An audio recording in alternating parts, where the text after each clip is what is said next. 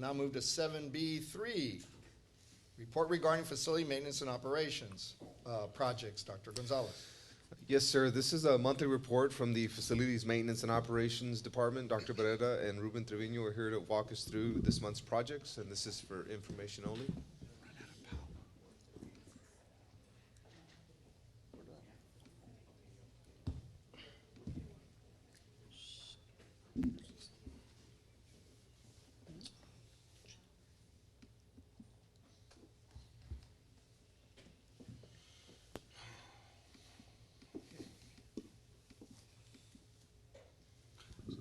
Good evening, everybody. We've got Ruben Trevino here to walk us through, and I'll go ahead and run the projector here, and we'll go ahead and start.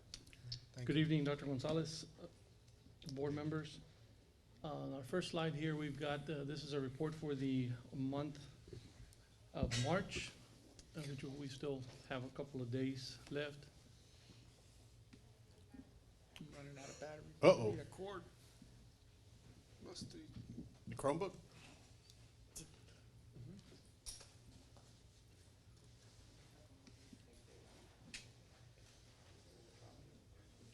We were just talking about technology. You need a charger? So you have a senior, Mr. Trevino, did he apply for Yes. Ramos? Uh, You're gonna check, right? You're texting I him. already checked. 4-year, right? Yeah. Everything's wireless.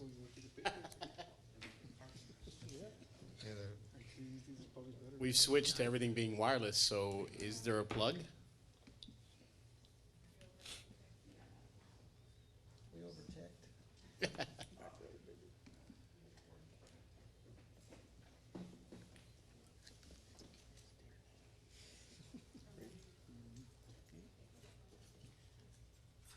Can you recite?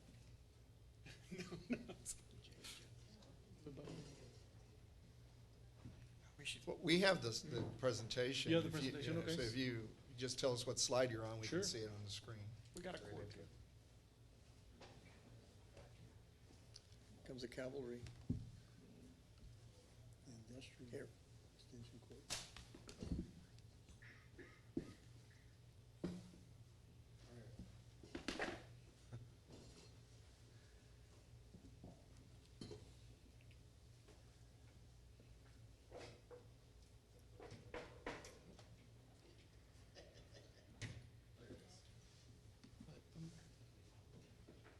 Which one first? One comes back up.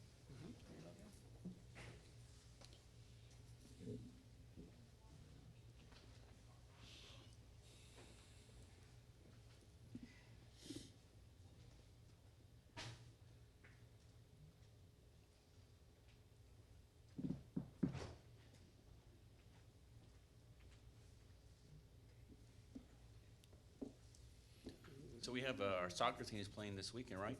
Friday, Friday at Boston. Magpie, the girls are playing at the stadium. Mhm. Where's Memorial playing at? At Memorial. At Memorial? Awesome. We're gonna have a cookout.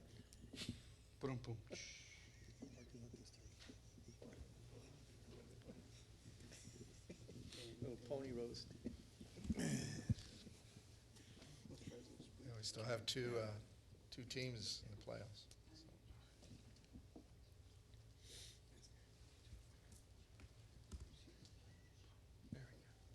Now this one. Okay. Thank Our you. first slide here is completed on our completed projects for this month. We have had several AC replacements throughout the district. We also had 60-ton chiller replaced at Seguin Elementary, another 60-ton chiller at Rayburn. Those two chillers were replaced 100% by the FMO staff. We went ahead and subbed out the crane, subbed out the certified welder, and both projects were overseen by our engineer, on-call engineer. Garza Elementary, we also replaced two rooftop condensers, a 12.5 ton and a 7.5 ton. Houston got two also replaced, 7.5 and a 10, along with Gonzalez, two 12.5 tons were done. Currently, Ruben, real quickly, us are doing the installation in-house doesn't waive any of the warranty or anything on No, sir. These particular chillers were purchased through the buy board direct. They're coming from Train, so we're replacing a Train unit with with a new Train unit. I'm also purchasing these units with a 5-year warranty that will cover parts, labor, and refrigerant as well. And by doing this, we are saving quite a bit of money by doing it in-house. You're doing the installation? And yes, sir, we're doing But the it doesn't- installation. Doesn't affect the warranty or anything? Then No. they're gonna come back and say you installed The it wrong and- manufacturer has to be present to do the startup, so that's Okay. included in order to get the warranty. Okay, good. They're all trained installers. So, When you say substantial amount of money, ballpark, on some of these, depending on the size of crane that we need, because of the money that we location. saved, I'm sorry, sir, Um, 100,000? no, savings can be between 15, 20,000 per chiller, on these two here. We also have 4 additional chillers that are on the way as well. 2 of them are going into Alvarez Elementary, 1 for Travis, and another one for Roosevelt. Preventive maintenance was also done at the cooling towers over at Rowe and Mackay over spring break. Excuse me, Mr. Trevino, are you on schedule based on your projections of installation over the next several years? Yes. Thank you. Staff also worked on concrete work over this past month. We did the foundation for a Cathy Middle School greenhouse that was ordered, that is fixing to get installed. We also worked on the Rowe High School Life Skills ramp over in the east side of the campus. Water fountain replacements, 4 at Memorial High School, 6 at Morris Middle School, and a portable replacement at Thickman Zavala Portable number 47, with 1 more pending. Completed projects in the electrical area were the Travis Middle School parking lot lights, along with the electrical that was requested for new equipment, washer dryers. Thickman Zavala upgrade to efficient fluorescent lamps in the cafeteria. All lamps were replaced completely. Morris Middle School athletic ice makers that were ordered, electrical was run for that as well. Navarro Elementary projectors that were installed, those were new installs also. The disconnect and reconnection of all AC replacements has been completed. The auditorium seating area lighting at the Rowe High School was completed also. And also the pole lights over at Sanchez, Perez, and FMO were worked on, and we are currently moving on to Fields Elementary. The painting projects, the music building hallway over in the Travis Middle School was all complete. Over at McAuliffe, if you remember, about 2.5 weeks ago, we had the gym vandalized on the outside, the exterior. All of it has been now completed, fully repainted, and the parking lot received all the maintenance needed as well over at McAuliffe Elementary. Sir, I'm sorry. On the cameras that we're looking to install, are we looking to include them in the gym area in McCall? I believe the technology department is looking into installing some on that north side of the campus. The next slide is the Milan Pavilion. The Milan Pavilion project is now fully complete. Punch list has been completed as well. That will be coming for the next meeting for final payment for the contractor. And the brick paver project is well underway. It's about 40% complete as of today. The fencing projects are also fully complete. Punch lists have been completed in its entirety, and that will be coming up for the next board meeting also for final payment. We've also been working closely with Mr. Paz Elizondo from our Grant Development Office. There was an application submitted for the city for the CDBG playground replacements.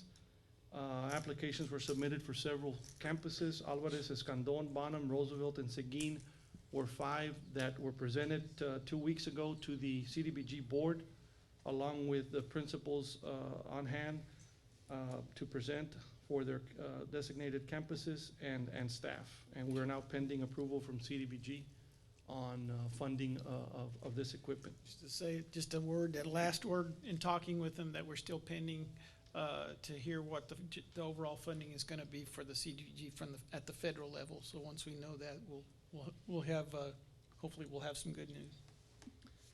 And the way that would work is if the federal government still fund CDBG, Community Development Block Grant. That would be start after October 1st of 2017, when the funding becomes available at that time. I was on the board when we approved many of these, and they were $50,000 a piece back then, and they're much more expensive. Yeah. I think they're approaching 75,000 a piece. They're up there, yeah. And at the presentation, the principals, along with some representatives that showed up, so it was a very good presentation to the city commission. Now, let's say the CDBG is not able to fund these replacements. What's the plan at that point as to how the district will proceed? We would come back and present the required amount and see where we're at based on either the campus, the need, and the size of the actual playground that is needed for that particular campus, or the condition of it. In And talking, I do want to commend FMO for upkeeping our playgrounds. I know there's a lot of power washing going on, and really looking at keeping them, doing the best with what we have right now. So in the event that it wouldn't come through, then we would prioritize with safety being the main variable on how we go about replacing them internally. All right, thank you. and there, a possibility might be if we don't get completely funded, that we could cost share with them. That was something that they thought of after the presentation, that we would be game to cost share if we couldn't get the full amount in sponsorship with them. So we still need to look into that. Thank you for your efforts in that regard, because some of these are 15 years plus. Yes, Yes. yes. Our next slide is the Nicky Rowe High School roof replacement. There, we're at about 90% complete on the project, and we're looking to finish in the next 60 days. Another ongoing project that we have is a canopy install that was presented at our last board meeting over at Fossa Middle School. That's going pretty well. We're missing right now just the front end cap, and they're gonna present to Ms. Williams and staff on the lettering that's gonna go in the front with the last final color. Mr. Trevino, on that project, you have the main canopy. The one on the left, on the bottom picture, is that for another date? That's phase two. That's something that was on the master plan from the original plans of the campus. And that's more of a phase two type that could go to the north and to the south on the drop-off pickup area. The last slide is the submitted and completed work orders for the month of February. We had 1,117 submitted, and out of those, 1,026 were completed. Mr. Trevino, I've been wanting to ask you, when the 117 submitted, are any of them denied for whatever reasons? Or, we did 126, not all of them were completed. Does it carry over to the next month? The ones that are not denied, those will carry over or will be open. And the ones that require major work as a summer project or a project that can be worked on over a holiday period or weekend get pushed forward or set aside. Any other questions or comments from the board? Trustee Farina. When a project is denied, and I'm sure that the principal is advised, this is the reason why it was denied, we're looking at doing this down the road, or how does that process go? We look at the the need of the particular work order or the project that they're looking for, and the funding part of it, and see if we're able to either work on it in-house, or if is it something that's needed to bring somebody from the outside to help us complete it. And then we make our decision based on all 3 or 4 things. I know that we're often contacted by parents and said, this isn't being done this way, or this is a problem here, but there's a chain of command where the teachers have to let the principal know, and then the principal will file the work order request, correct? Every campus has 2 designated persons that are on our new TeamWorks work order system that we put in place a year and a half ago. And every work order must be submitted by those people at that campus. There's really Either nobody- one or both people, it's a, Either one. okay. They're designated front office clerks that Okay. usually do the input of the work orders. And they can track it too. They have the option. And then to that's go the back key in. point, that They're able to, yes. they're able to follow the work order through and make sure that the work is being done in a timely manner, which in most cases, I think every time that we've reached out to you and said, this is something that's, been brought to our attention, you guys have quickly handled that. And I thank you and your staff for the great work there. Thank you. Any other questions or comments from the board? Thank you very much for the presentation and to you and your staff for all the work that they're doing to maintain our facilities. Yes.